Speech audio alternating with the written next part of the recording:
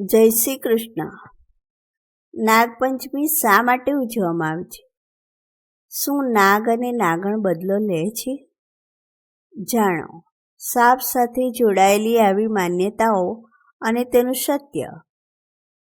શ્રાવણ સુદ પક્ષની પંચમીના દિવસે ભગવાન શિવની સાથે નાગદેવની પણ વિશેષ પૂજા કરવામાં આવે છે. ઘણા લોકો જીવંત સાપની પૂજા કરે છે, તેમને દૂધ પીવડાવે છે, જ્યારે આ યોગ્ય નથી. દૂધ સાપ માટે ઝેર સમાન છે. આ પ્રાણી માંસાહારી છે. દૂધ પચાવી શકતું નથી. સાપને દૂધ પીવડાવવાથી તેને ન્યુમોનિયા થાય છે, જેના કારણે તે મરી શકે છે. જીવતા સાપની પૂજા કરવી એ પણ આપણા માટે જોખમી કામ છે. સાપ ડંખ મારી શકે છે. નાગદેવની પ્રતિમાની પૂજા કરવી જોઈએ, જીવતા સાપની નહીં.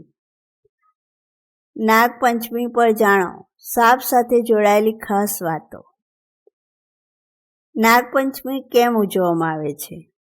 મહાભારતમાં યુધિષ્ઠિર પછી અભિમન્યુના પુત્ર પરીક્ષિતને રાજા બનાવવામાં આવ્યો હતો. એક શ્રાપને કારણે પરીક્ષિતનું મૃત્યુ તક્ષક સાપના ડંખથી થયું હતું. પરીક્ષિત પછી તેનો પુત્ર જન્મેજય રાજા બન્યો. જન્મેજય પોતાના પિતાના મૃત્યુનો બદલો સર્પો પાસેથી લેવા માંગતા હતા.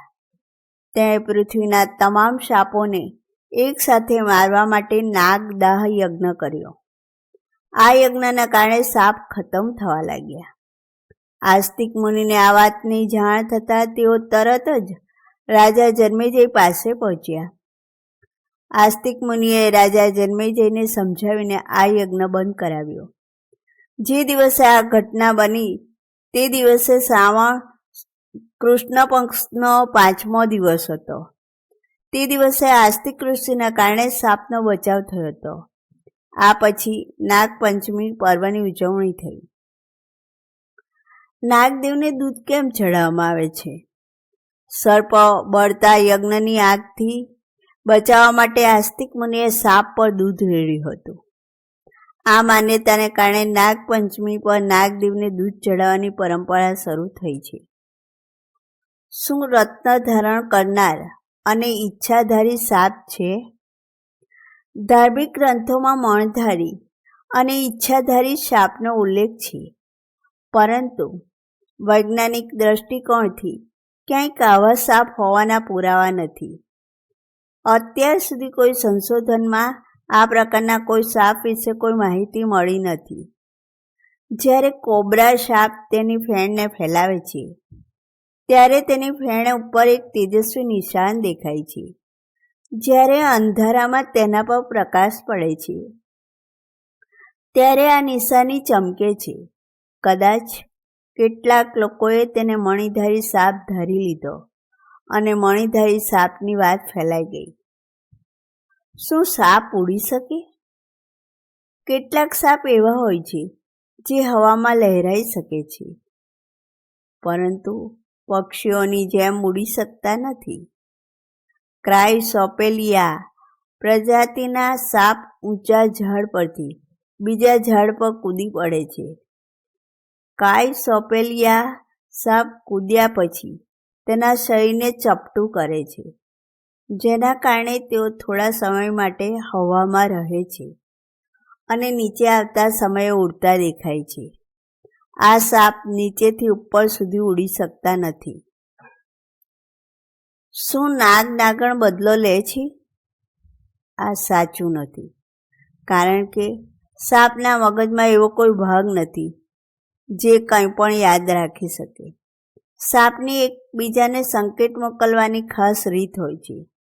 સાપ વારંવાર તેમની જીભ બહાર કાઢતા રહે છે, જેના કારણે તેની જીભમાંથી એક ખાસ પ્રકારનું કેમિકલ બહાર નીકળતું રહે છે. પવનની મદદથી આ કેમિકલ અન્ય સાપ સુધી પહોંચે છે અને તેઓ તેમના સાથી વિશે માહિતી મેળવે છે. જ્યારે માણસ સાપને મારી નાખે છે, ત્યારે સાપના શરીરમાંથી ઘણા બધા રસાયણો નીકળે છે. આ કેમિકલને સૂંઘવાથી તે વિસ્તારના અન્ય સાપ મરેલા સાપ સુધી પહોંચી જાય છે. ક્યારેક મૃત સાપનું લોહી વ્યક્તિના કપડા પર લાગે છે.